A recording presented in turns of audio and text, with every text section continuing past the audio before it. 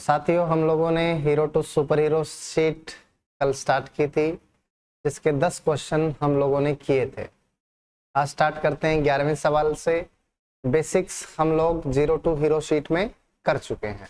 जिन बच्चों ने zero to hero sheet नहीं की है तो पहले वो क्लासेस पक्का ले लें। वो हमारी ऐप पे भी अवेलेबल होंगी, केवीजी ऐप, या फिर यूट्यूब पे भी अवेलेबल हैं, कृष्णा वैदिक गुरुकुल चैनल पे। चलें आगे। सवाल number 11। What is the ratio of third proportional to 0.4 and 0.8 to the mean proportional between 13.5 and 0.24। कह रहा है कि तीसरा समानुपातिक किसका? 0.4 और 0.8 का। तीसरे समानुपातिक का फॉर्मूला क्या है? हाँ भाई प्रथमेश, क्या है फॉर्मूला थर्ड प्रोपोर्शनल का? B square upon A. B square upon A. B क्या है? 0.8।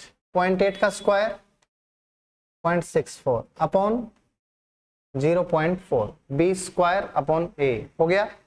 अब कह रहा है का 13.5 और 0.24 के बीच माध्य समानुपातिक से अनुपात क्या है? इसका रेशियो निकालना है। किससे रेशियो निकालना है जी? इनके मीन प्रोपोर्शनल से। इनका मीन प्रोपोर्शनल क्या होगा? 13.5 गुना 0.24। क्या यहां तक किसी बच्चे को कोई डाउट है? नहीं है। अगर बेसिक ए और बी की वैल्यूज होती 4, 9, 8, 7 तो आप इजी कर लेते थोड़ा सा, है ना। पॉइंटों में दे दिया है तो थोड़ा सा आपको जोर आएगा, बट बेसिक कंसेप्ट अगर क्लियर है, डेसिमल क्या होता है, डेसिमल हटाते हैं तो कितनी जीरो आती है, नीचे 10 बनता है, 100 बनता है, आपको पता है तो कोई समस्या नहीं होगी, है ना। तो आपको सभी को मालूम होगा 0.4 का मतलब होता है 4/10। पॉइंट के बाद जितनी डिजिट होती हैं, जितने अंक होते हैं, नीचे एक के बाद उतनी ही जीरोस लग जाती हैं। जैसे 0.24 है, इसका मतलब होगा 24/100। पॉइंट के बाद जितने अंक, जितनी डिजिट्स, एक के बाद उतनी ही जीरोस हो जाती हैं। बात क्लियर है बच्चों? Very good. तो अब अगर मैं पॉइंट से पॉइंट काटना चाहता हूं तो अपनी तरफ से एक जीरो लगा सकता हूं ताकि पॉइंट से पॉइंट कट जाएगा, है ना जी। या आप नीचे डिवाइड बाय 10, डिवाइड बाय 100 करके वैसे भी कर सकते हो, बट पॉइंट से पॉइंट कट गया, 8 से कट रहा है, गया 8 और ये क्या आ गया? 5 आ गया बच्चों। कोई दिक्कत नहीं है। इधर जब पॉइंट हटेगा, इधर पॉइंट हटेगा तो नीचे आ गया, इधर पॉइंट हटेगा नीचे आ गया। देखो इस 100 का बाहर क्या आएगा? 10 आएगा, लेकिन इसको काट देते हैं। 5 दूनी 10, 5 दूनी 10, 5 7 35, 2 से काटोगे 12 पे। ध्यान से देखो 8/5 अनुपात रेशियो। अंडर रूट से बाहर निकालने की कोशिश करते हैं, क्या क्या निकलता है? नीचे तो क्या आ जाएगा बच्चों? 10। 100 का अंडर रूट 10 हो गया। क्या ऊपर 27 गुना 3 गुना 4 दिख रहा है? दिख रहा है क्या? 27 तिया 81 का रूट, ऊपर 9 आ गया, इंटू यहां पे 4 था, 4 का रूट, जो कट रहा है उसको काट दो। 5 दूनी 10, 2 से 2 कट गया। क्या यहां पे मैं फुल सब 2 लिखूं? अगर मैं पहले यहां 2 लिखूं फिर इस 2 से ये 2 काटूं, मैं ऐसा दिमाग में ही कर सकता हूं। 5 दूनी 10, 2 से 2 कट गया। बात क्लियर है? 8/9 आपका क्या आ गया आंसर? क्या ये आपका ऑप्शन में है तो उड़ा दो, कोई दिक्कत नहीं है। ये सवाल बहुत सारे पूछे गए थे एसएससी में। मेन प्रोपोर्शनल, थर्ड प्रोपोर्शनल, उनका रेशियो, उनकी मल्टीप्लाई, फालतू की नोटंकी कुछ नहीं है। हर एक शिफ्ट में एक एक सवाल था, इतने सारे सवाल आ गए प्री में, मेंस में। तो बच्चे पहले प्रोपोर्शनल करके ही नहीं जाते थे कि रेशियो है, प्रोपोर्शन क्या है, कुछ भी नहीं है। बट एसएससी जब पूछती है ना तो पता नहीं लगता। एक टाइम आया कि एसएससी ने लगातार क्वाड्रेटिक इक्वेशन के 2-3 साल तक सवाल पूछे, द्विघात समीकरण के। कोई बच्चा क्वाड्रेटिक इक्वेशन करता नहीं था, बच्चा छोड़ो टीचर पढ़ाता नहीं था। 2017 सीजीएल में, 16 सीजीएल में, 18 सीजीएल में जब सवाल पूछे तब जाके टीचर्स ने पढ़ाना स्टार्ट किया। कोई कोऑर्डिनेट ज्योमेट्री नहीं पढ़ाता था। कोऑर्डिनेट ज्योमेट्री में एक क्वेश्चन रिफ्लेक्शन पॉइंट का ऐसे आया 2017 सीजीएल में, हर एक पेपर में, हर एक शिफ्ट में एक क्वेश्चन रिफ्लेक्शन पॉइंट का था।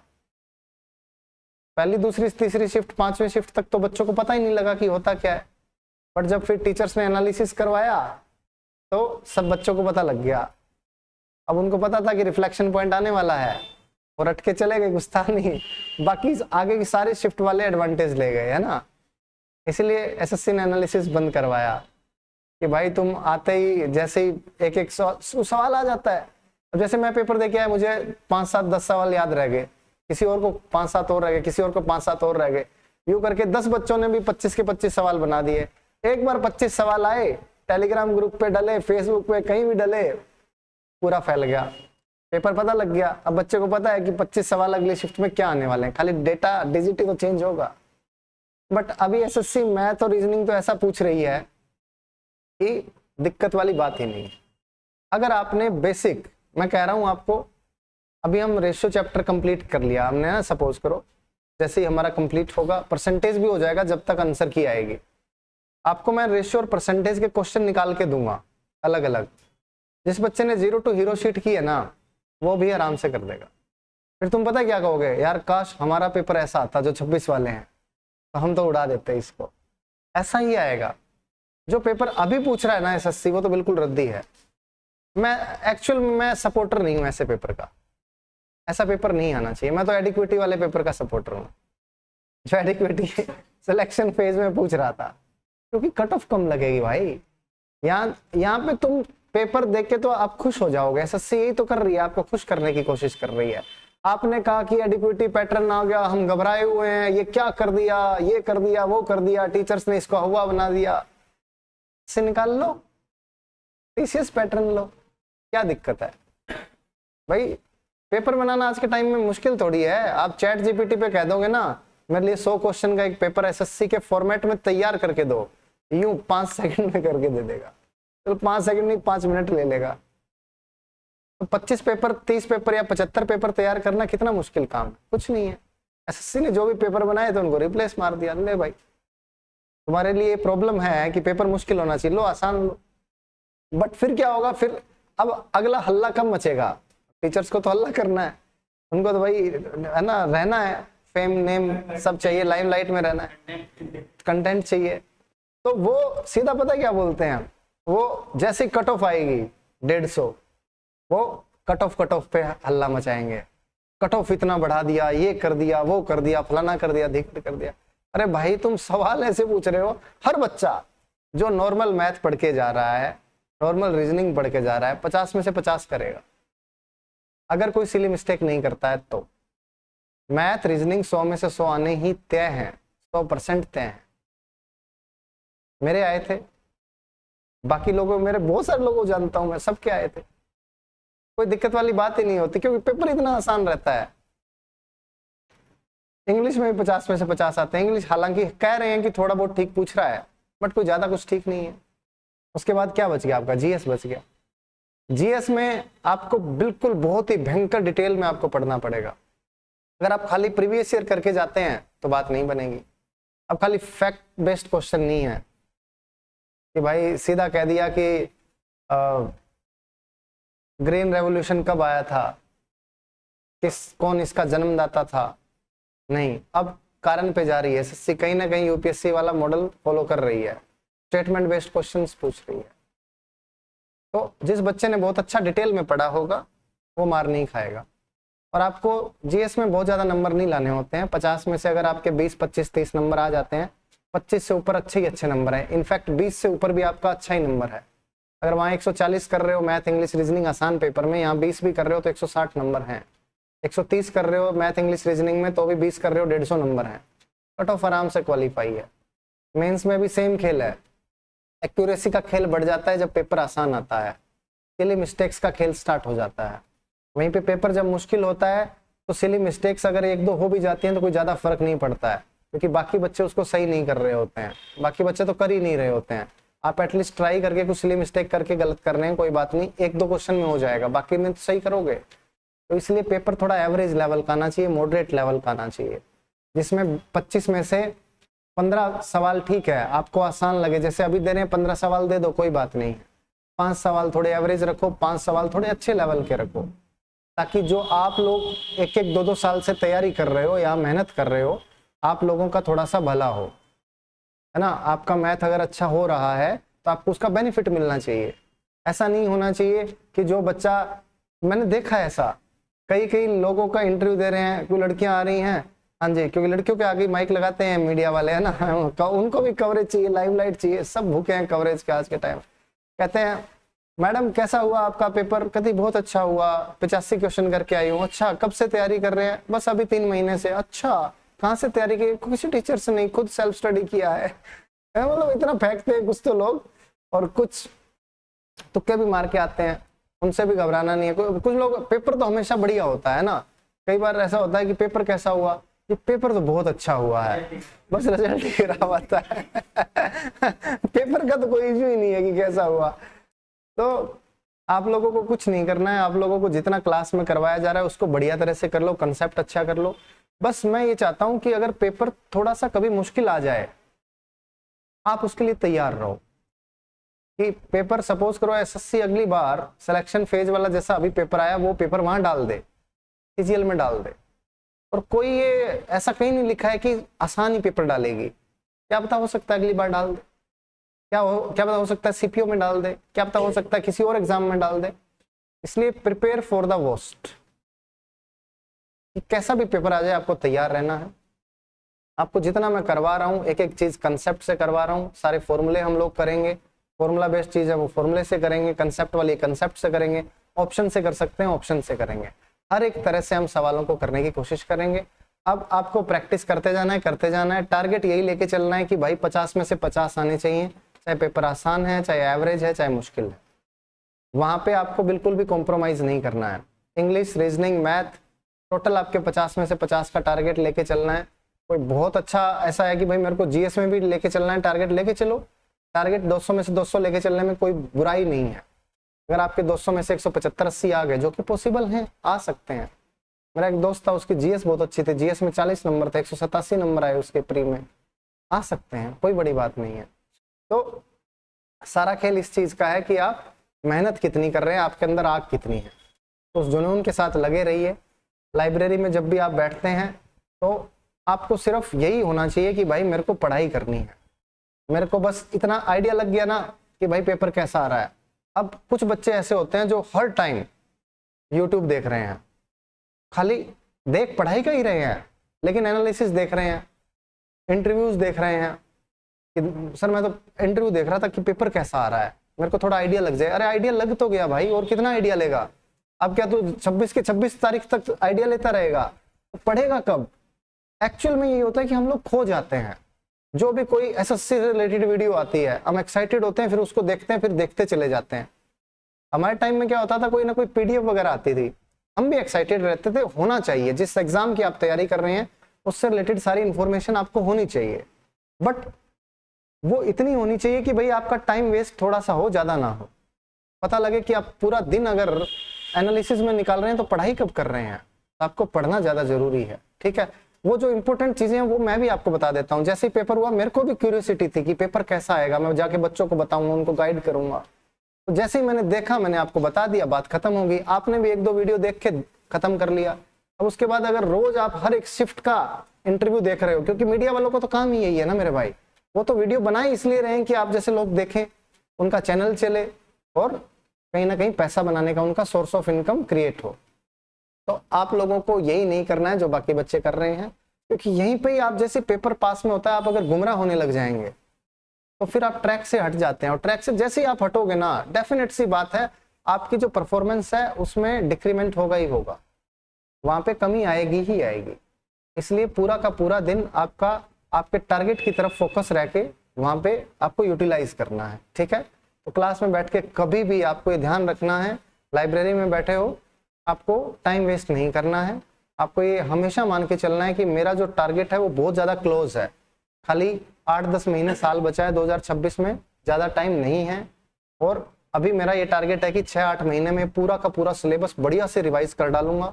जो चीज़ मेरे को क्लास लेके करनी है वो क्लास लेके कर दूंगा। 8 महीने में मेरा पूरा सिलेबस हो गया, फिर मैं 4 महीने इतनी बेहतरीन रिवीजन मारूंगा कि पेपर आते ही खाली पेपर में बढ़िया स्कोर करूंगा। 160-70 नंबर आपके आने चाहिए। मैं चाहता हूँ आप लोग छोटा सोचे ही ना। क्यों संतोष? 170-80 वही चाहिए, है ना?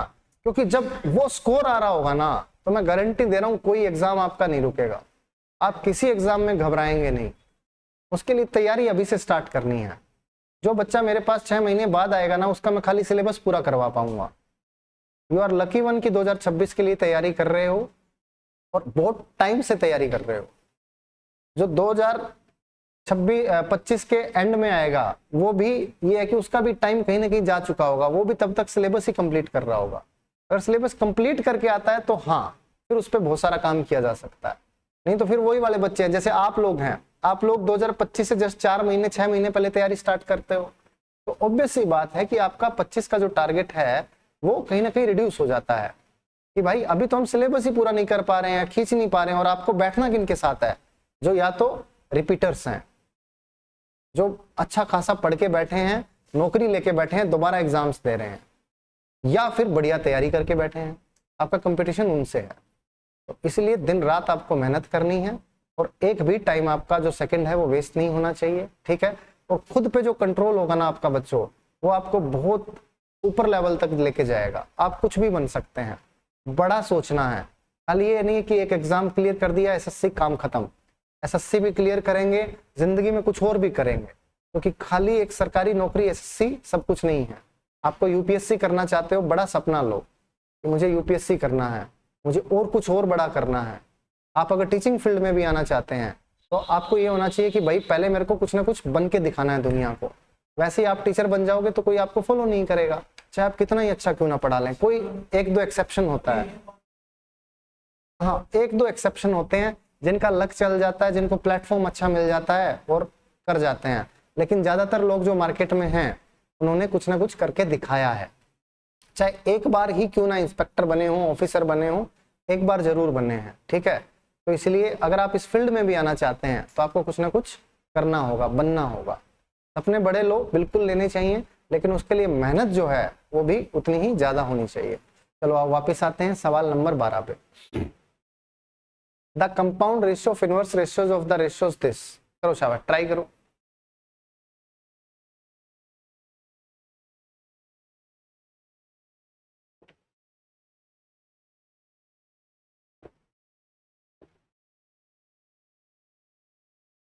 कंपाउंड रेशियो बेसिकली कुछ नहीं है, मिक्स्ड प्रोपोर्शनल है।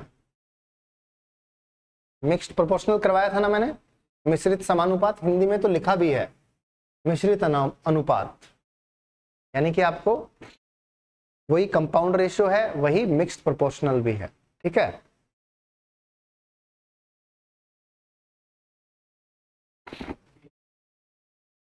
बी सी आपको कह रहा है कंपाउंड रेशियो ऑफ, किसका compound ratio? Inverse ratios of the ratios. इनका क्या करना है आपको? इनवर्स। पहले तो इनका इनवर्स करना है। जब इनवर्स करोगे तो क्या हो जाएगा? YZ ratio X। बोलो हाँ या ना, हो जाएगा। इनवर्स का मतलब, वैसे तो एग्जैक्ट इनवर्स का मतलब तो ये है कि भाई 1/x रेशियो 1/YZ। बात क्लियर है बच्चों? उल्टा, रेसिप्रोकल, व्युत्क्रम क्या होता है? उल्टा होता है, रेसिप्रोकल होगा, ठीक है? अब इसको इधर ले जाओ, इसको इधर ले जाओ, एक ही बात है। या फिर इनके एलसीएम से ऊपर गुना करो। एलसीएम क्या है? X Y Z. X Y Z से गुना करोगे तो ऊपर आ जाएगा वाई जेड और इधर आ जाएगा एक्स। बोलो बच्चों, समझ आया नहीं आया? आया ना? हाँ वही कर रहे हैं। अब वाई जेड और एक्स हो गया है, ठीक है? ये वाई जेड और एक्स हो गया है। उधर करोगे तो जेड एक्स और वाई हो गया है, इधर करोगे तो एक्स वाई और जेड हो गया है। अब मैंने आपको मिक्स्ड प्रोपोर्शनल, मिश्रित समानुपात, मिश्रित अनुपात बताया था क्या होता है। कंपाउंड रेशियो बोलते हैं उसी को। इसका मतलब यह है कि इनकी गुना करो, इनकी गुना करो, सिंपल। या कुछ कट रहा है तो काट दो, वो ज्यादा इजी है। तो कुछ कट रहा है क्या? y से y, x से x, z से z, क्या बच गया? x y z। बाद में तो गुना करनी है, और रेशियो कौन सा ऑप्शन है? तो इनवर्स करके खाली आपको क्या करना है? गुना करना है। अगर ये ऑप्शन क्वेश्चन में इनवर्स नहीं बोलता, इस वर्ड का यूज नहीं करता, तो आप खाली मल्टीप्लाई कर देते जो दिया है, तो आपका आंसर हो जाता 1:x,y,z। बात क्लियर है? प्रीवियस ईयर में पूछा गया सवाल था, बहुत आसान। बच्चे घबरा जाते हैं कि पता नहीं क्या पूछ लिया, कंपाउंड रेशियो पूछ लिया। ये कंपाउंड रेशियो तो कभी पढ़ाया ही नहीं, एक्चुअल में वो मिक्स्ड प्रोपोर्शनल है। कभी आपको ऐसा है ना, कोई टर्मिनोलॉजी में फर्क भी दिखे, तो आप इंग्लिश से क्वेश्चन हिंदी में कर लें। आप इंग्लिश में पढ़ रहे हैं, आप तुरंत ऊपर हिंदी में कर लें, आपको दिख जाएगा कि हाँ इसका ये मतलब है, मिश्रित अनुपात है ना। इसलिए जब मैं समझा भी रहा हूं, तब भी आप कोशिश क्या करें कि हिंदी और इंग्लिश दोनों में अगर समझने की कोशिश करें, ज्यादा अच्छा रहेगा आपके लिए, ठीक है। हिंदी वाले बच्चे थोड़ा इंग्लिश को भी देखा करो, और इंग्लिश तो आपके लिए वैसे भी जरूरी है क्योंकि आपका सब्जेक्ट है। इंग्लिश मीडियम वाला चाहे हिंदी ना भी देखे, एक बार चल भी जाएगा, क्योंकि उसके सब्जेक्ट हिंदी नहीं है, बट आपके तो इंग्लिश सब्जेक्ट है, और आपको हर एक हिंदी सेंटेंस को इंग्लिश में कन्वर्ट करने की आपकी कैपेबिलिटी होनी चाहिए, आपके अंदर है ना, वो क्षमता होनी चाहिए कि आप कोई भी हिंदी सेंटेंस आपको मिला हुआ है, आप उसको इंग्लिश में कन्वर्ट कर सकें। तो मिश्रित का मतलब होता है मिक्स्ड या कंपाउंड। बात क्लियर है बच्चों? तो कंपाउंड रेशियो, मिक्स्ड रेशियो एक ही बात है। आगे चलें, कोई डाउट? Next question.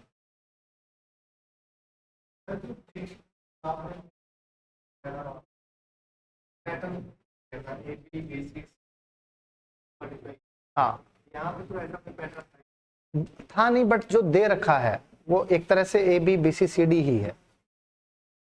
जैसे आपको ABBCCD नहीं लिखा है, आपको बोलता कि 1:2, 3:4, 5:1 का मिक्स्ड प्रोपोर्शनल निकालो, तो नॉर्मली लेके चलते ना। नहीं तो वैसे तो बहुत सारे परमुटेशन कॉम्बिनेशन बन जाएंगे, हमें क्या पता कौन सा A है कौन सा B है। हमें जो ऑर्डर दे रखा है उसी ऑर्डर में लेके चलना हो, है ना।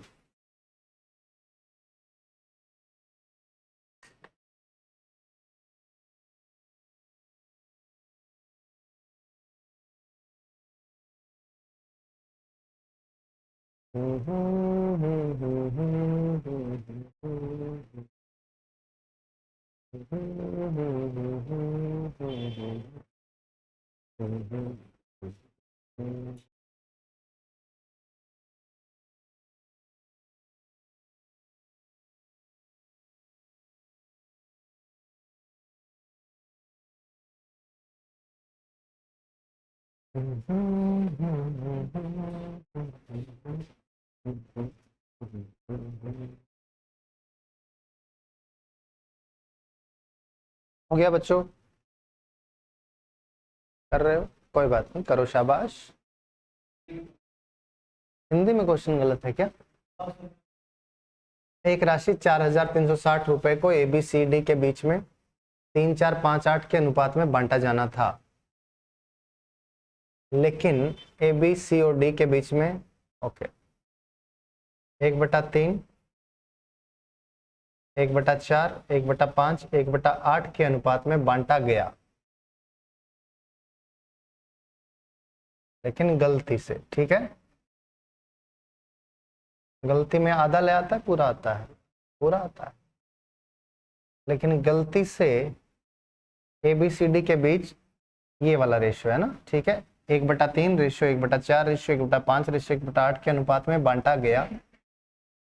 तो A को 956 ज्यादा मिला, B को 318 ज्यादा मिला, D को 1144 कम मिला, और C को 132 कम मिला। आपको बताना है किसको कितना ज्यादा किसको कितना कम मिला है। ठीक है, चलो आओ देखते हैं। 1 मिनट और चाहिए अभी, 1 मिनट का तो सारा सवाल रहता है। 1 मिनट हो चुका है।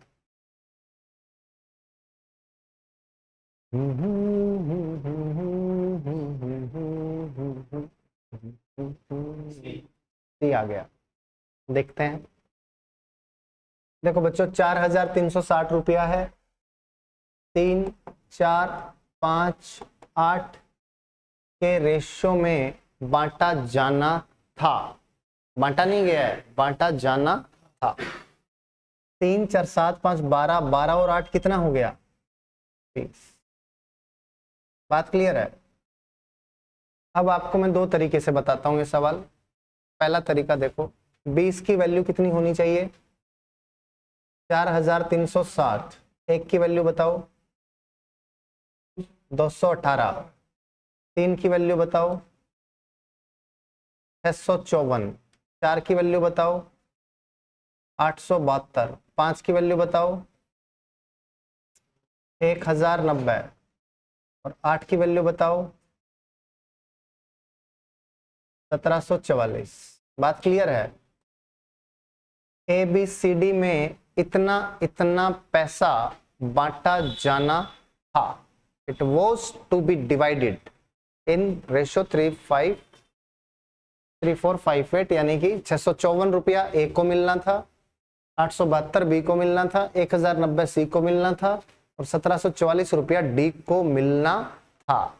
अब देखते हैं कितना कितना मिला। ठीक है, अब देखते हैं, आ जाओ शाबाश, कितना कितना मिला है। ये बांटा गया 1/3, रेशियो 1/4, रेशियो 1/5, रेशियो 1/8 में। क्या आप नीचे से रेशियो खत्म कर सकते हैं? कर सकते हैं। क्या करेंगे? नीचे के एलसीएम से ऊपर गुना। नीचे का एलसीएम कितना है? 40। 40 है क्या? नहीं, 120 है। 120 से हम गुना कर देंगे। 120/3 कितना हो गया? 40, 30, 24 और ये कितना आ गया? 15। बात क्लियर है? अब देखोगे तो 40, 30, 70, 70 और 24 94, 94 और 15 109। 109 की टोटल वैल्यू कितनी है? 4360 रुपया बांटा जाना था। एक की वैल्यू 40 नजर आ रही होगी। 9 चौके 36 है ना जी? ऐसा तो नहीं है कि आप काटने की कोशिश करोगे 2 से, 3 से, 4 से, नहीं ना? आपको दिख रहा है 9 चौके 36 और 1 चौके 4, 109 का 4 गुना 436 है। ठीक है, एक की 40 आ गई, तो 40 की वैल्यू क्या आ गई? 1600। 30 की वैल्यू क्या आ गई? 1200। 24 की वैल्यू क्या आ गई? 960 और 15 की वैल्यू क्या आ गई? 600। बात क्लियर है? अब देखो जी, एक को पैसा मिलना था 654 और मिला कितना? 1600। तो देखो कितना ज्यादा मिला। अब आप 10 में से 4 गया 6 घटा दोगे, है ना जी? यहां लिख देता हूं, है ना? 10 में से 4 गया 6, 9 में से 5 गया 4, वहां पे 956 है और यहाँ पे आया 940। जैसे 4 दिखा हमने पहला ऑप्शन काट दिया। जब भी आप ये कैलकुलेशन कर रहे हो आपका ध्यान ऑप्शन की तरफ 100% होना चाहिए। ऐसा नहीं है कि आप ऑप्शन पे ध्यान ही ना रखें, आप खाली यहाँ कैलकुलेशन कर रहे हैं, क्योंकि अगला डिजिट मैं देखूंगा ही नहीं देखूंगा तो मेरे 5-7 सेकंड बचेंगे। ऐसे 5-5 सेकंड करके मैं बचाऊंगा 60 क्वेश्चन में, तो भी मेरे 3 मिनट बचते हैं। तो इसलिए आपको ध्यान रखना है बच्चों, 60 पंजे 305 मिनट बचते हैं ना। इधर देखो, 1200 में से 872, 10 में से 2 गया 8, 1 11 में 7 गया 4, उसको कितना है? 318 है। यहाँ पे तो 48 आ गया। 9 में से 8 गया, 11 में से 8 गया 3, 348 मिला बी को ज्यादा है। 328 हो गया। 10 में से 2 गया 8, 9 में 7 गया 2, 328। ठीक है, 960 और 1090, 90 और 40 130, इसको 130 कम मिला है ना जी? यही तो है। तो यही वाला आपका आंसर होना चाहिए, है ना? इसको देख भी सकते हो, ये 44 है और 17 में 6 गया 1144। बात क्लियर है? अब अगर ये खाली ऐसा बोलता होता कि भाई सबसे ज्यादा फर्क किस पे पड़ा या सबसे ज्यादा किसको मिला, फिर तो आपको एक एक डेटा निकालने की आवश्यकता नहीं पड़ती। बट यहाँ पे एग्जैक्ट अमाउंट पूछ रहा है ये, कि ए को कितना ज्यादा मिला, बी को कितना ज्यादा मिला, सी को कितना कम मिला, डी को कितना कम मिला। एग्जैक्ट अमाउंट में भी खाली 328, 318, 946, 956 छोटा छोटा डिफरेंस ले रहा है। तो इसका मतलब आपको पूरा का पूरा ये निकालना पड़ेगा। ठीक है, ये पूरी कैलकुलेशन आपको करनी पड़ेगी। ठीक है, तो 3 4 5 8 यहाँ से ये निकाला, 1/3 ये था, रेशो निकाला, ये निकाला, फिर इनका डिफरेंस निकाला। ऐसा क्वेश्चन अगर आपके सामने आता है तो आपको पता तो होना चाहिए कि किसको ऐसे करना है, बट इनको लास्ट के लिए छोड़ सकते हो। ऐसे क्वेश्चन को आप फर्स्ट राउंड में ना करें। हाँ हाँ हाँ, अब रास्ते में जो कैलकुलेशन आ रही होती है ना, आप उस कैलकुलेशन में जैसे ही उलझे, क्योंकि एक डिजिट भी इधर से उधर हुई तो आपका पूरा का पूरा सवाल गया। इसलिए कंसंट्रेशन तो पेपर में बना के रखनी है, बट आपके दिमाग में जब ऐसा चलता रहता है ना कि और बचा हुआ है पेपर, तो ये क्वेश्चन करने में आपको मुश्किल होगी। बट जब आपको पता है कि पेपर ऑलमोस्ट खत्म हो चुका है, ये गिने चुने सवाल बचे हुए हैं, तब आपका दिमाग शांत होगा, तब आप टाइम दे भी सकते हो। तो इसलिए ऐसे क्वेश्चन को हमेशा पहले छोड़ के चलें पेपर में। ठीक है, ये छोटी छोटी चीजें ही हैं। पेपर अटेम्प्ट करने का तरीका, लोगों को आता है पेपर, बट अटेम्प्ट करने का तरीका नहीं पता होता, तो वहां मार खा जाते हैं। तो हर एक चीज में आपको मास्टरी करनी है। ठीक है बच्चों, आ जाओ। यार ये मैंने ना पहले लगा तो रखे थे, इसको देखना पड़ेगा किसका है। नहीं, प्री में भी आता है, ऐसा कुछ नहीं है, ऐसा कुछ नहीं है, कभी भी कहीं भी आ सकता है। ये मैं आपको बता भी दूंगा एग्जैक्टली कहाँ आया था। हाँ, अब पहले क्या होता था, पहले एसएससी ऐसा सवाल पूछता था खाली कि भाई किस पे सबसे ज्यादा प्रभाव पड़ा, है ना।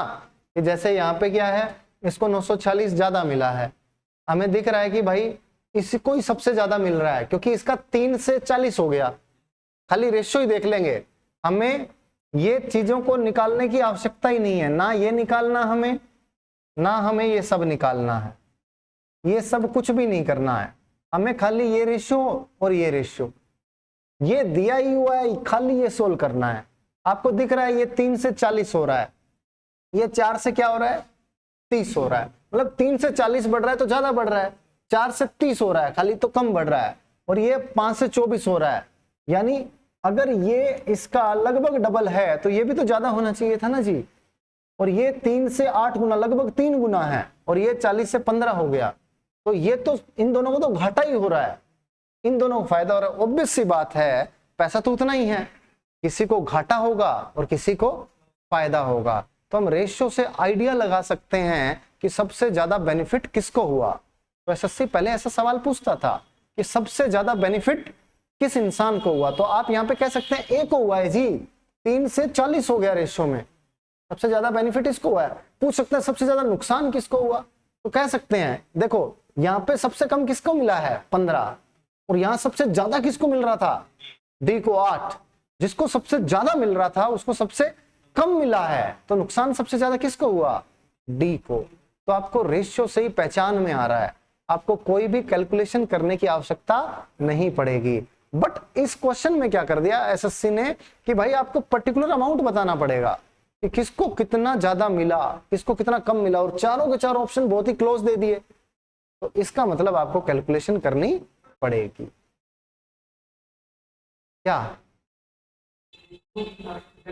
अगर आपसे ये पूछता खाली एक ऐसा ऑप्शन होता कि ए को 956 ज्यादा मिला, ए को 940 ज्यादा मिला, ए को 966 ज्यादा मिला, ए को 976 ज्यादा मिला, खाली सारे ए वाले ऑप्शन होते, बी सी डी से कोई मतलब ही नहीं होता, तो खाली ए वाला निकालते, ए वाला यहां निकालते, ए वाला यहां निकालते, 946 आंसर आ जाता। फिर ये बी सी डी के निकालने की आवश्यकता नहीं पड़ती। बात क्लियर है? और कोई डाउट?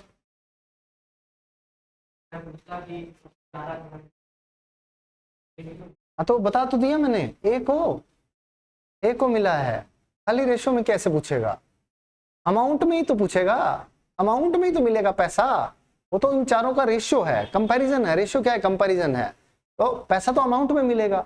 तो कह रहा है कि भाई सबसे ज्यादा किसको मिला, खाली ये पूछता तो हम रेशियो से बता सकते थे इसको यहाँ 3 मिल रहा है, यहाँ पे 40 मिल रहा है, बहुत ज्यादा मिल रहा है इसको, है ना, एक्स्ट्रा मिल रहा है। बस ऐसे रेशियो से बता सकते हैं हम, ठीक है। वो रेशियो से कुछ नहीं पूछेगा, ऐसे बोल देगा ए को ज्यादा मिला, बी को सबसे ज्यादा फायदा किसको हुआ, नुकसान किसको हुआ, यही चीजें पूछ सकता है, ठीक है। सवाल नंबर 14 करो, शाबाश। ये सवाल मैंने आपको 0 टू हीरो में ऐसा करवाया है, प्लीज ध्यान से देखें और करें।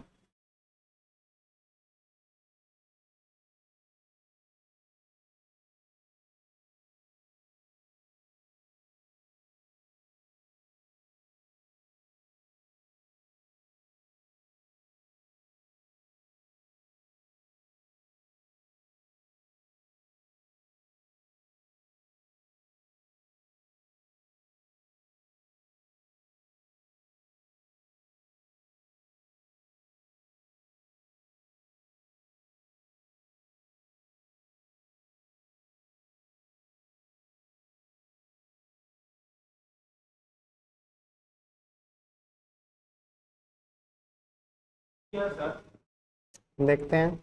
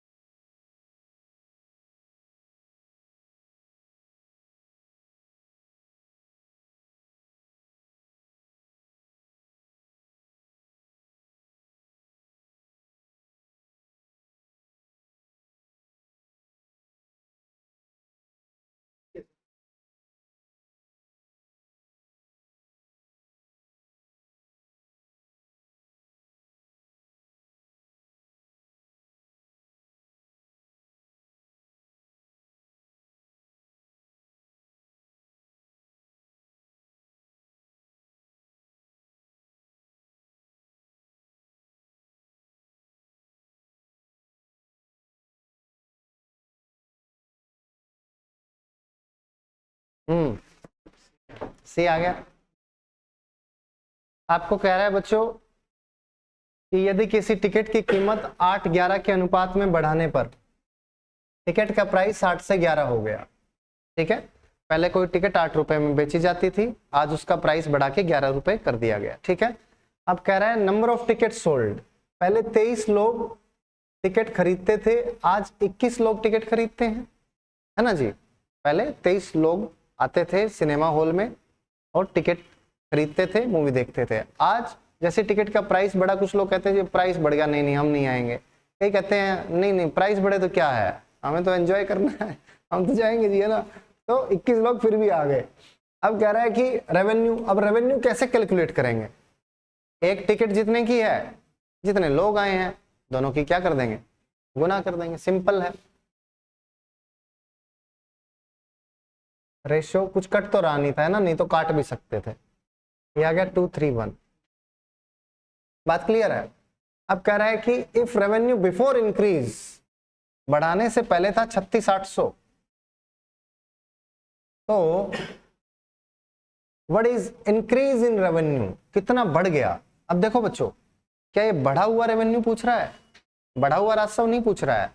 ये कह रहा है राजस्व में कितना इंक्रीज हुआ, बढ़ोतरी कितनी हुई है। What is the increment in revenue. Increment कैसे निकालेंगे, जो आज है माइनस जो पहले था, और इनका डिफरेंस कितना आ गया, 47। हाँ ठीक है।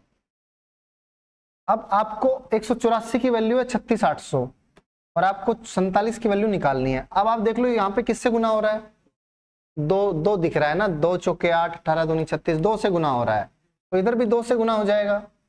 47 दूनी 9400, है ना, 200 हो गया, 200 से गुना हो रहा है, तो इधर 9400 हो गया। ऑप्शन नंबर सी आ गया। बात क्लियर है।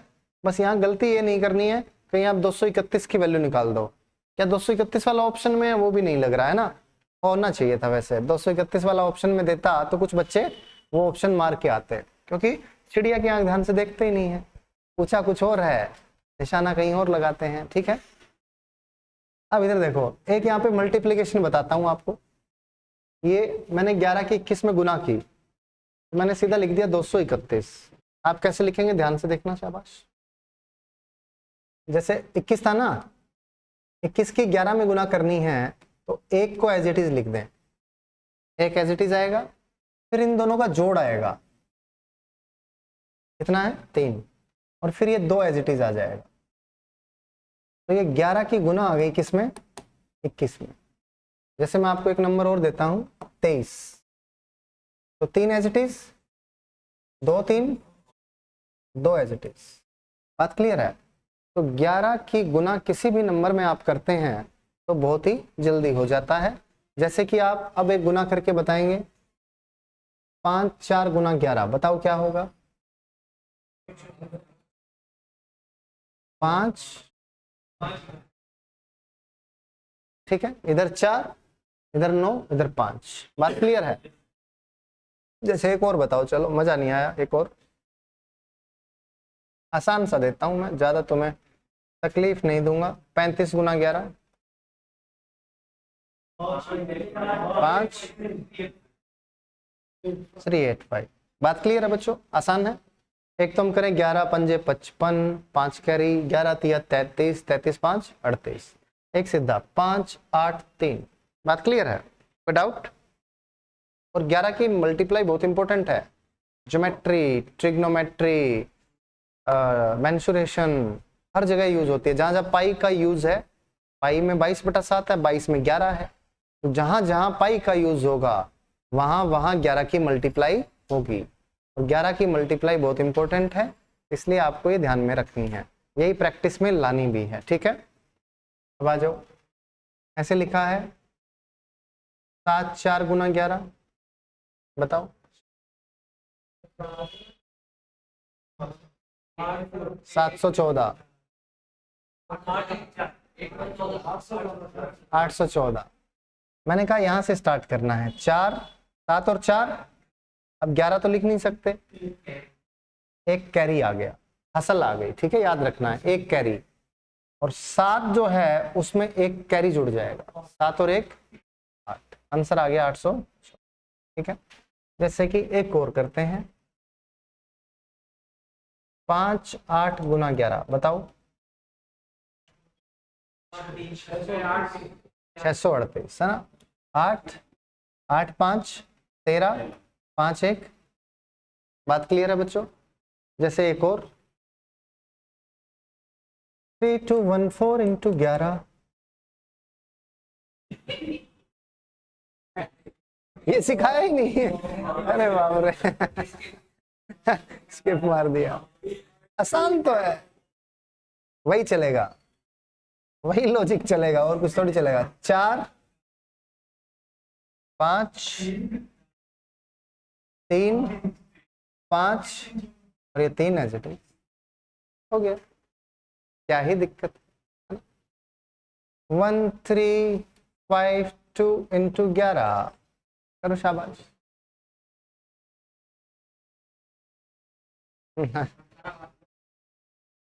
2 7 8 4 14, 872।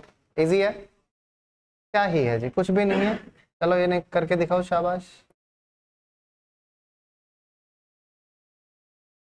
करो करो, ये करके दिखाओ।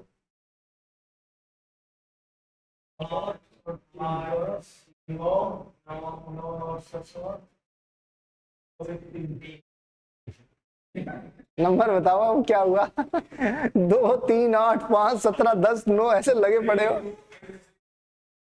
3 2 बोल आगे। ये बताया भाई संतोष ने, देखते हैं क्या ये सही है। आ जाओ। 5 5 3 7 3 8 7 15 1 9 8 17 1 9 2 11 1 12 2 और 1 32 86 0 85। बिल्कुल सही है, कोई दिक्कत नहीं है। कैरी जैसे जैसे आता जाएगा फॉरवर्ड करते जाएंगे, आगे जोड़ते जाएंगे, आपका आंसर बनता जाएगा। तो 11 की मल्टीप्लाई किसी भी नंबर से हो, चाहे वो नंबर कितने भी डिजिट का हो, आपको फर्क नहीं पड़ता, आप उड़ा देंगे, कोई डाउट नहीं। ठीक है, ये छोटी छोटी चीजें हैं जो साथ के साथ मैं आपको बताता चलूंगा, है ना। आ जाओ वापस आओ। अच्छा 11 का डिवाइड चेक करना है कि कोई नंबर 11 से भाग होता है या नहीं होता। ये तो मैंने आपको 11 की मल्टीप्लाई करनी सिखाई कि किसी नंबर को अगर 11 से गुना करते हैं तो आंसर क्या आएगा। अब हमें ये चेक करना है कि कोई नंबर क्या 11 से भाग होता है या नहीं होता। ये भी इंपॉर्टेंट है, आपसे कई बार पूछेगा कि कोई नंबर दे देगा और बोलेगा बताओ क्या ये नंबर 11 से भाग होता है। तो हमें कैसे चेक करना है, प्लीज ध्यान से देखें, बहुत आसान सा है। कोई भी नंबर होगा, जैसे ये नंबर है 814, ओड प्लेस पे जो डिजिट्स हैं, ओड प्लेस यानी विषम प्लेस, विषम स्थान पर जो संख्या है उनको जोड़ेंगे। इनको जोड़ा कितना आया, 12 आया। जो इवन प्लेस पे संख्या है उसको जोड़ेंगे, ये कितना है 1, इसको घटा देंगे, कितना आया। अगर ये 11 आता है, 22 आता है, 33 आता है, 44 आता है, 0 आता है, यानी 0 या 11 का मल्टीपल आता है तो ये नंबर 11 से भाग होगा। जैसे कि इसको देखते हैं, 5 और 4 9 माइनस क्या आ गया, तो ये 11 से भाग होगा। जैसे ये नंबर देखो 1 और 8, 9 और 2 11, 4 और 7 क्या आ गया 0। यानी कि अल्टरनेट डिजिट्स के सम का डिफरेंस अगर 0 या 11 का मल्टीपल है तो वो नंबर 11 से डिविजिबल होगा। बात क्लियर है। या ऐसे बोल सकते हैं ओड डिजिट्स का सम इवन डिजिट के सम का डिफरेंस अगर 0 या 11 से डिविजिबल है तो आपका नंबर 11 से डिविजिबल होगा। बात क्लियर है, आसान था। इसको भी चेक कर लो, 3 8 11 और 5 16, 2 और 6 8 8 क्या आ गया। अगर ये 0 नहीं आता है, 1 2 3 4 5 6 7 8 9 10 12 13 14 15 ऐसा कुछ आता है तो ये संख्या 11 से भाग नहीं होगी। It will not be divisible by 11। Is that clear बच्चों, कोई डाउट नहीं है। आगे बढ़े अब। तो हम लोग यहाँ पर 11 की मल्टीप्लाई मैंने यहाँ पे की तो मैंने आपको सिखाया कि 21 की गुना मैंने की तो 2 3 1 सीधा लिख दिया। अगर ये छोटे नंबर हैं तो यहाँ से न करके यहाँ से भी स्टार्ट कर सकते हो। अगर कैरी नहीं है तो आप पहचान इजी सकते हो। या देखो 11 से मल्टीप्लाई है तो इन दोनों का जोड़ ये भी होगा। अगर कोई कैरी वैरी नहीं आती है तो इन दोनों का जोड़ ये नंबर होगा। जैसे 5 9 4 है, इन दोनों का जोड़ ये होगा, है ना, तभी तो डिफरेंस 0 होगा। बात क्लियर है। तो भी हम पहचान सकते हैं कि 11 का डिविजिबल, ठीक है, 11 का मल्टीपल है, 11 से भाग होता है। चलो बच्चों आ जाओ अब सवाल पे। नेक्स्ट क्वेश्चन करो, शाबाश।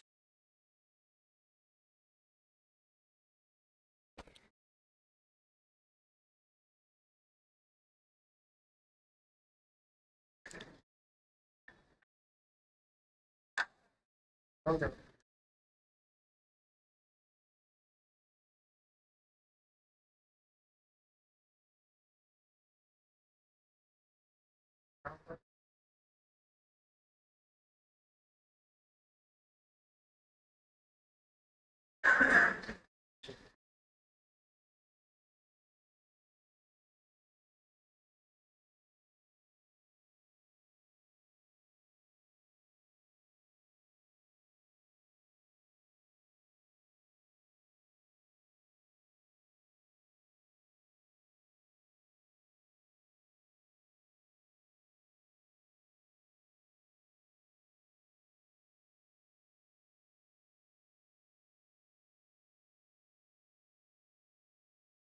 क्या आंसर है, बी बॉम्बे।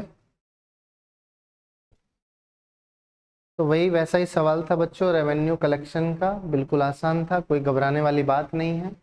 एंट्री टिकट क्या थी, 7 9, और ड्यू टू विच फुटफॉल्स क्या हो गए, लोगों की संख्या है बेसिकली। फुटफॉल्स मतलब कि जो पाँव के निशान हैं तो वो क्या है, लोगों की संख्या ही तो है, बस कहने में अलग आ गया, ठीक है। और यहाँ पे तो लिख भी रखा है आगंतुकों की संख्या।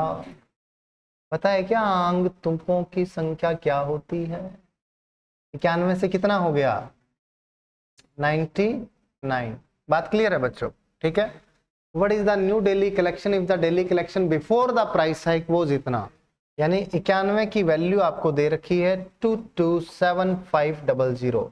अब ये पक्का 91 से कटेगा, आपका 91 से काटने का मन नहीं है तो आप 13 से काट लो, 7 से काट लो, ठीक है। अगर आप काटना चाहते हो 91 से तो 91 से काट लो, मेरा तो मन कर रहा है, काट दें क्या? 91 दूनी कितना हो गया? 182 हो गया, तो 18 और 27 45 आ गया, और 45 के आगे कितना आ गया? 455, 5 पे गया 00। बात क्लियर है बच्चों? एक की वैल्यू 2500 आ गई, आपको बोल रहा है 99 की वैल्यू निकालो। अब देखो दो तरीके से कर सकते हो, एक तो 99 की 25 में डायरेक्ट गुना करो, आपको 25 का पहाड़ा आता है, या 25 निम्मा 225 और 225 की 11 से गुना कर दो। बात क्लियर है? आपको 11 से गुना करनी आती है, ठीक है। या 25 निम्मा 225 कितना आ गया? 22, 25 निम्मा 225 और 22 247, 24 75 00 आपका आंसर आ गया बच्चों। कोई डाउट? अब एक और चीज ध्यान से देखना, शाबाश। एक और हाँ इंपॉर्टेंट बात बताता हूं मैं आपको, ये 9 है और ये 11 है, तो आपको वैल्यू किसकी निकालनी है? 99 की, यानी कि पक्का 11 का मल्टीपल होगा। 11 का मल्टीपल 2 और 7 9, 5 और 3 8, ये है क्या? नहीं है। 2 2 4 5 3 8 है क्या? नहीं है। 2 2 4 5 4 9 है क्या? नहीं है। 2 7 9 5 4 9 है क्या?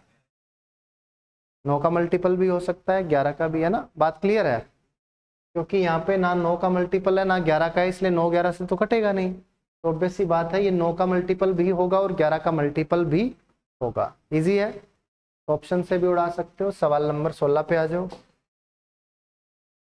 करो शाबाश। पैर टूट के फुटफॉल है, पैर टूट के नीचे गिर गया। वाह, कहाँ से पढ़ रहे थे अंग्रेजी? तू भी अपना जुगाड़ बना रहा है क्या?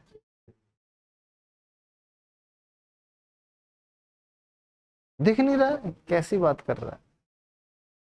अब भी नहीं दिख रहा?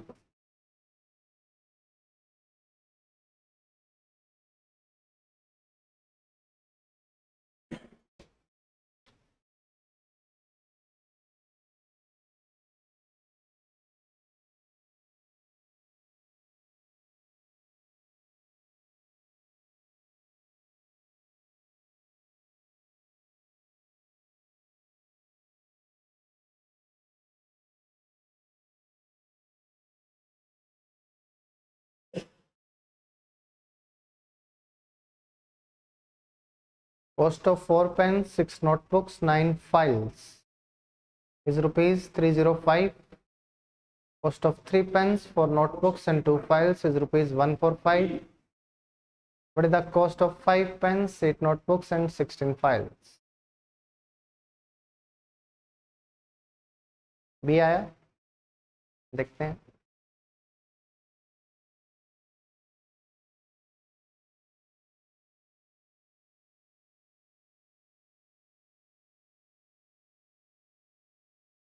आ जाओ बच्चों। मैंने मान लिया एक पेन की कीमत x है, तो 4 पेन की कीमत क्या हो जाएगी? 4x।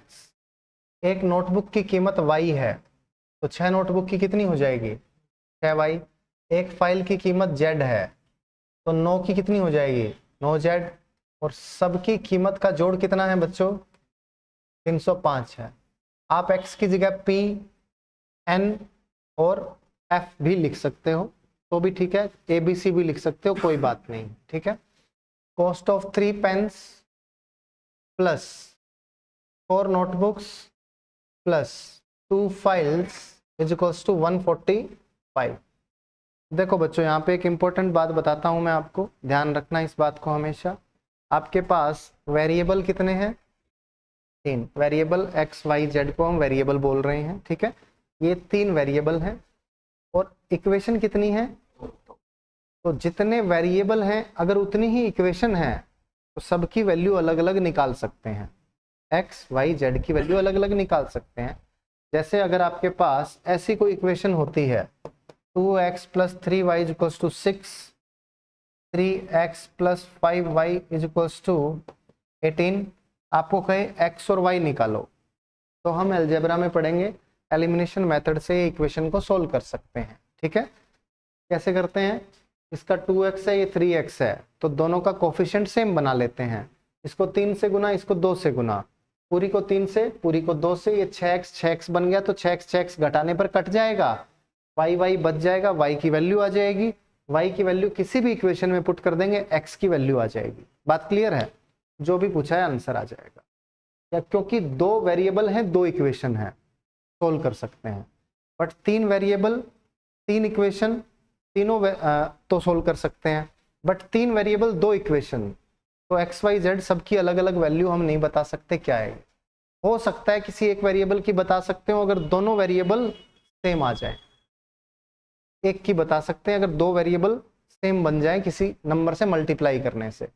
जैसे x और z का ना वेरिएबल सेम हो जाए तो y की वैल्यू बता सकते हो, लेकिन वहां पे x और z अनसर्टेन हो जाएगा। बात क्लियर है? लेकिन अब ऐसा सवाल अगर आपको दे रहा है तो इसका मतलब है आप किसी इक्वेशन में कुछ गुना भाग करोगे तो जो पूछा है वो निकल आएगा। बात क्लियर है? अब आ जाओ देखते हैं पूछा क्या है।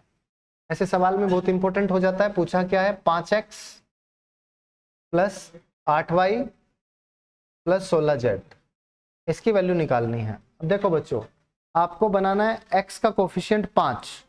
अब किसी में गुना करो, भाग करो, जोड़ो, घटाओ, आपका आंसर आ जाएगा। आप मुझे बताओ यहाँ पे 5 मैं कैसे बना सकता हूँ? आपको क्या फीलिंग आ रही है? क्या इन दोनों को जोड़ के 5 आ सकता है? क्या इनमें कुछ और गुना करूं फिर जोड़ूं तो 5 आ सकता है? कुछ और गुना करूंगा तो 7 से बड़ा ही तो हो जाएगा। अब इसका मतलब है किसी में गुना करके घटाना पड़ेगा। अब इसमें अगर गुना करूं मैं 2 से तो कितना हो गया? 8 में से 3 घटाया कितना आ गया?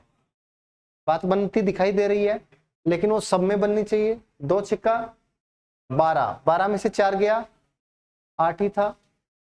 2 में 18 में से 2 गया। आपको पता लग गया क्या करना है, बात बन गई। थोड़ा सा आप सोचेंगे बात बन जाएगी, है ना? अब आपको पता लग गया कि अगर फर्स्ट इक्वेशन है, ये सेकंड है, तो फर्स्ट इक्वेशन को मल्टीप्लाई करो 2 से और दूसरी इक्वेशन से घटा दो तो आपको ये मिल जाएगा। और ये मिलेगा क्या? 305 को 2 से गुना किया 610, और 610 में से माइनस कर दिया 145, तो 465 आ गया। क्या आंसर आ गया? बात क्लियर है बच्चों? आसान था, कोई डाउट नहीं है? तो ऐसा अगर आपको 2 इक्वेशन है, 3 वेरिएबल हैं, तो पक्का कुछ ना कुछ गुना भाग करने से आपका आंसर आ जाएगा। थोड़ा आपको सोचना पड़ेगा। चलें आगे। अब हाँ,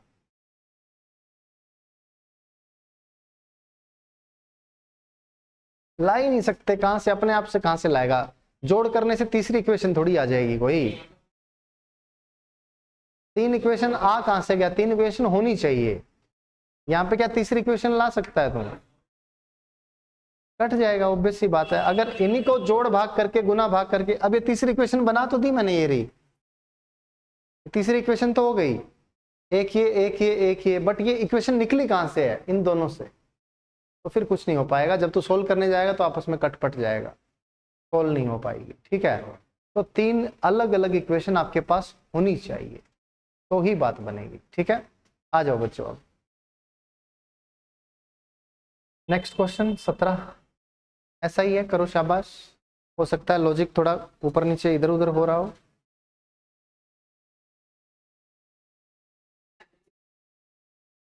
हाँ, हो सकता है तीसरी इक्वेशन ना पूछे, कुछ और पूछ ले, मतलब कटने वटने के बाद क्या पता y की वैल्यू पूछ ले। जैसे जैसे सवाल करते जाओगे पता लगता जाएगा आपको।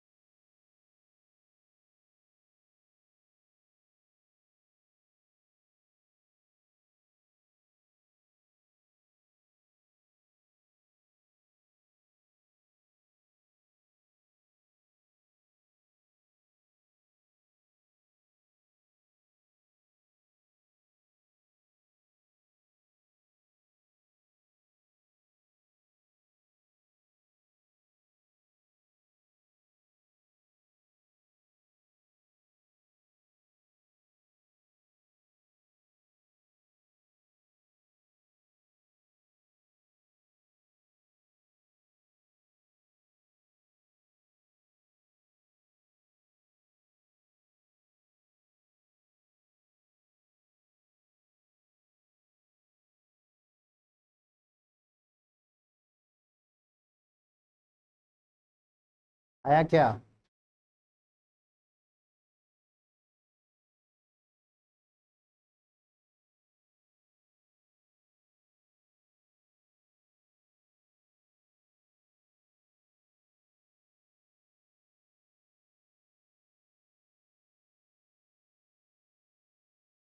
आठ पेंसिल है, 5 पेन है, 3 इरेजर है। 8 पेंसिल है, 5 पेन है, 3 इरेजर है। टोटल कॉस्ट कितना है? 111। 9 पेंसिल है, 6 पेन है, 5 इरेजर हैं। टोटल कॉस्ट कितना है? 130। 16 पेंसिल है, 11 पेन है, 3 इरेजर हैं। कितनी कॉस्ट है? इस बार तो 3 इक्वेशन, 3 वेरिएबल सॉल्व किया जा सकता है। सॉल्व कैसे करेंगे? पहले ऊपर वाले में 2 की गुना, इसको 2 की गुना, ये 16, ये 16 बन गया। फिर y और z की फॉर्म में एक इक्वेशन मिल गई। फिर y और z की फॉर्म में एक इक्वेशन और चाहिए, एक और चाहिए। तो फिर या तो इन दोनों को सोल्व करो या इन दोनों को सोल्व करो। इसमें 8 से गुना, इसमें 9 से गुना, इसमें 8 से गुना। फिर y और z की फॉर्म में एक इक्वेशन और आएगी। फिर उन दोनों y और z की इक्वेशन को सोल्व करो तो y आएगा, z आएगा, उसके बाद क्या आएगा? x आएगा। अब या तो आप y z की फॉर्म में कन्वर्ट करो, या आप x y की फॉर्म में कन्वर्ट करो, या आप x z की फॉर्म में कन्वर्ट करो। आपको इक्वेशन लानी पड़ेगी। 2 इक्वेशन लाए, किया, आंसर आया, आएगा, लंबा पड़ेगा, ऐसे करना भी नहीं है, ठीक है? क्योंकि ऐसा बहुत ही कम चांस है कि आपने हथियार नहीं डालना था। आपने सोच लिया कि भाई ऐसे करेंगे तो लंबा जाएगा। अब ये सोचो कि इसको दूसरे तरीके से कैसे कर सकते हैं, है कि नहीं? हथियार थोड़ी डालना है, कोई आदमी को हथियार नहीं डालना है। दूसरा आदमी कोई डाल भी देगा तो मैं समझ सकता हूँ, है ना? आपको हथियार नहीं डालना है। इधर देखो, अब आपको जैसे ही आप हथियार डालने को, आपको पता तो होना चाहिए कि यार निशाना कहाँ लगाना है। निशाना भूल गए, बिना निशाना भूले हमको सवाल नहीं बनेगा। तो हमें निकालना क्या है? 39x plus 26y plus 13z, ये निकालना है। अब इसमें आपको कुछ तो नजर आ रहा है, झूठ मत बोलना, नजर आ रहा है ना? क्या नजर आ रहा है? 13 कॉमन निकल रहा है, निकल रहा है क्या? तो क्या बच रहा है?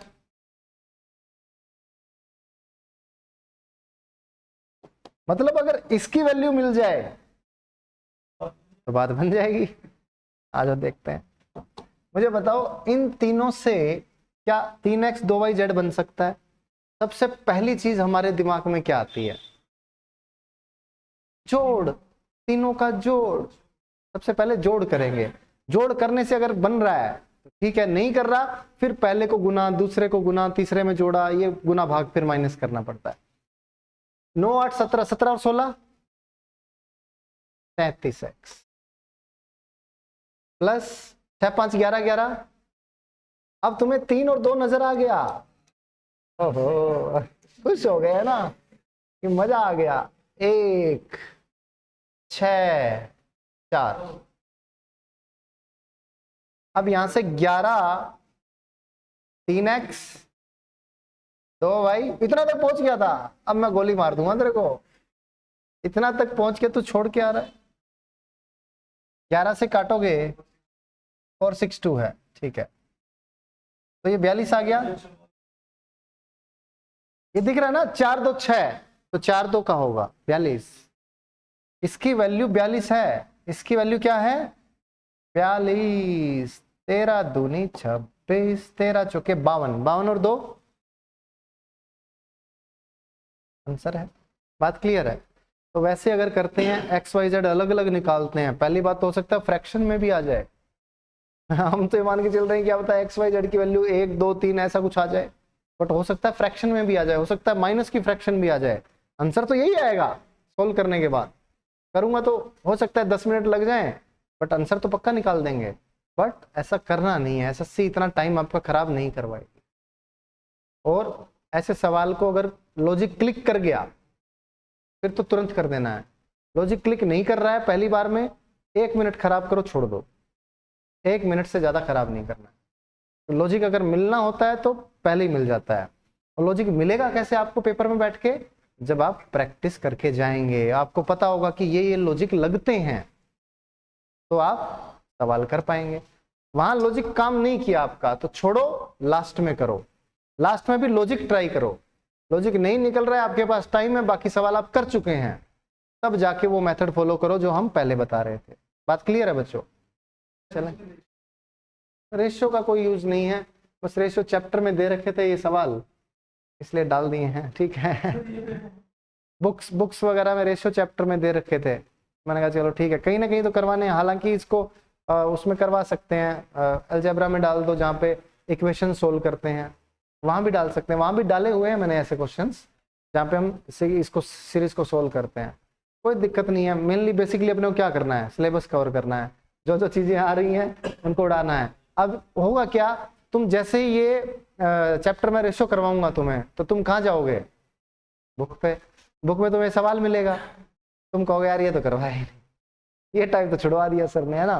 तो मैंने कहा जब बुक मिलेगी तुम्हें तब करोगे, तो ठीक है, रेशियो चैप्टर में टीचर्स ने डाल रखा है तो ठीक है, ये सवाल साथ में करवा देते हैं ना। वैसा कोई रिलेशन नहीं है रेशियो का, इसको हालांकि उन बुक्स वालों को डालना चाहिए था अलजेब्रा में या नंबर सिस्टम में जहाँ पे इक्वेशन सोल्व करवा रहे हैं ना।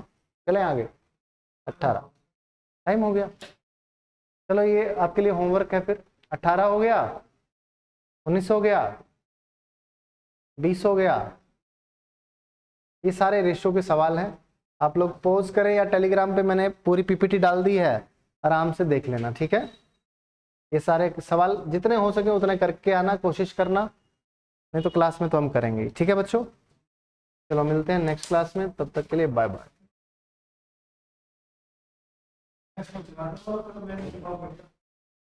कौन पूछ रहा था?